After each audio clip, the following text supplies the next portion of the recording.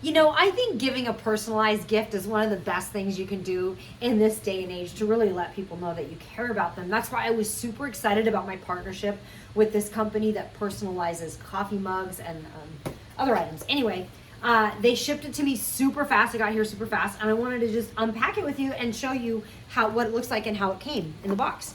So I just opened it like this, and it came packed really well. Look at that. Pretty cool. So it just comes with the top piece that the mug sits in. And then, oh cool, look at this. So then it has a bottom piece, I guess, that it sits in too. So that keeps it really secure during shipping. Let's take a peek at the design. Oh, look at that. Wow, I just gave them that picture and they set it on the mug on both sides. Isn't that pretty?